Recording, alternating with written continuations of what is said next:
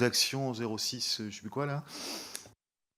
Il s'agissait surtout évidemment de voir si, si vous avez l'impression que ça se traduit effectivement en chiffres dans le PLF 2025. C'est surtout ça l'intérêt. Après, sur les lignes budgétaires, ça reste du détail, mais voilà, si effectivement ces propos qui m'ont semblé être très différents de ceux que nous avons connus l'année dernière, que cet infléchissement, parce que nous avions parlé effectivement d'une l'externalisation comme un axe idéologique finalement, eh bien puisque c'était reconnu, est-ce qu'il y a une vraie transformation budgétaire? Est-ce que ça se traduit en crédit? C'est vraiment là que je voulais en venir. Voilà, merci.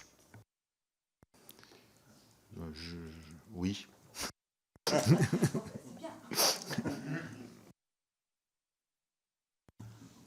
Pas mieux sur cette dernière question. Sur le début de vos propos par rapport à l'audition hier avec le SGA, moi je mettrais peut-être un bémol sur ses propos. Alors peut-être qu'il est dans son rôle de SGA en tant que sur son périmètre SGA, c'est-à-dire peut-être qu'il fait un focus particulier sur le SID, ou là peut-être que sur, je peux comprendre sur les propos évoqués hier et ce que vous avez relevé ce matin sur le SID. Va dans ce sens, et on verra, parce que le SID est en profonde transformation. Il y a les CSA de réseau qui en discutent, et j'entends les propos.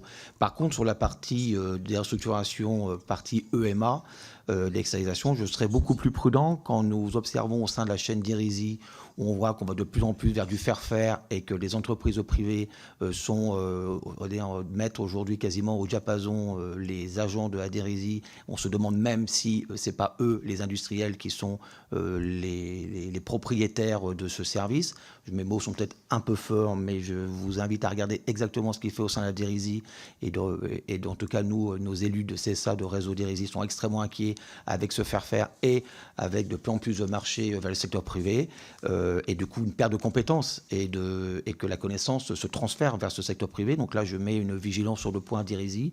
Et sur le SCA, alors bon, je sais que c'est conjoncturel par rapport à l'ELOCA, donc c'est le service qui fait les rations de combat sur l'ELOCA d'Angers, où une chaîne de production est externalisée, avec une entreprise privée vient de récupérer un marché. Certes, c'est pour répondre à une augmentation des commandes par rapport à la situation que l'on connaît, géopolitique ou géostratégique, je ne sais pas comment on peut l'appeler, mais d'augmenter ces rations de combat. Donc là, c'est clairement une chaîne de production privée qui vient d'être mise en place. Donc ça, c'est dans la chaîne EMA. Donc voilà, donc, je vais quand même donner ces deux exemples. Madame la députée, vous parlez de l'externalisation, sujet ô combien prégnant et permanent dans nos propos. La difficulté de l'externalisation, pour ce qui concerne l'analyse qu'en fait l'UNSA, c'est qu'il est très difficile de mettre en opposition la réversibilité de cette externalisation, dès lors que le ministère, qu'il a engagé une procédure au titre de cette externalisation, a du mal à récupérer ensuite les compétences. Alors, vous évoquiez en vrac la restauration, pour ne citer que cet exemple. Aujourd'hui, évidemment, la restauration fait l'objet massivement de mesures d'externalisation, et il est très difficile aujourd'hui, et très difficile aussi de convaincre les autorités du ministère de recruter des serveurs ou des cuisiniers dès lors qu'on a besoin d'effectifs dans des métiers très spécialisés, très spécifiques, à forte compétence. Donc c'est vrai que c'est compliqué de retrouver la compétence dès lors qu'on l'a perdue. Vous évoquiez également la réalité des infrastructures de la défense qui sont aujourd'hui pilotées par l'USID, la vétusté. Alors c'est vrai qu'au début, il faut quand même aussi garder en mémoire que malgré tout ce qu'on peut se dire aujourd'hui et le budget qui est affiché pour l'année 2 de la LPM 2024-2030, le budget des armées a pendant des années constitué une variable d'ajustement budgétaire assez facile, et qui a consisté à tailler dans les différents budgets des différents employeurs pour économiser à la fois de la masse salariale et du budget pour l'État. Donc ça fait aussi partie du paysage historique à garder en tête.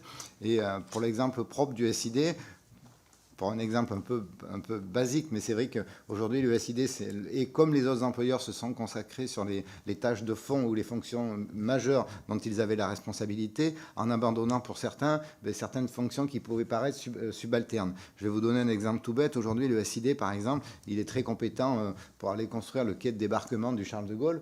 Par contre, pour changer l'ampoule qui va éclairer le quai lorsque l'équipe de nuit va travailler, c'est toute une procédure administrative excessivement longue, mais ils ont bien besoin de la lumière pour travailler la nuit. Donc il est plus facile il est très difficile aujourd'hui pour les...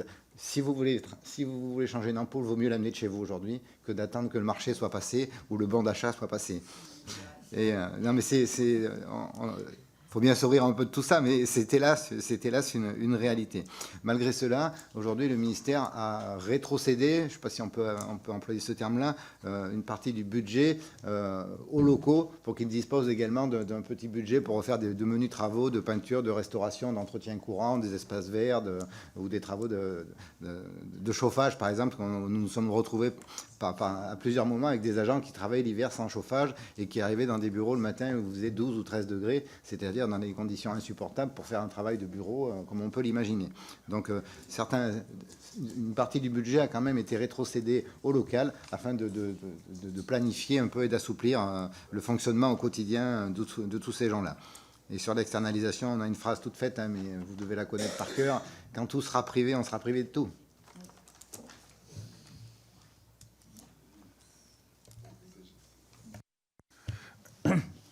Sur l'externalisation, il est vrai que depuis de très nombreuses années, c'était présenté comme une source d'économie et un peu de façon dogmatique. En fait, il n'y a pas de mystère. Quand le but de l'externalisation que nous avons connu sur la restauration, sur telle ou telle chose, c'était pour externaliser de la masse salariale et pour présenter une évolution d'effectifs satisfaisante d'un certain point de vue. Dans la pratique, il n'y a pas de mystère. Pour faire la même chose, quand c'est externalisé, il y a des problématiques de rendement et de taxes qui font que de toute façon, c'est plus cher à la fin. Voilà. Merci beaucoup. La parole est à Damien.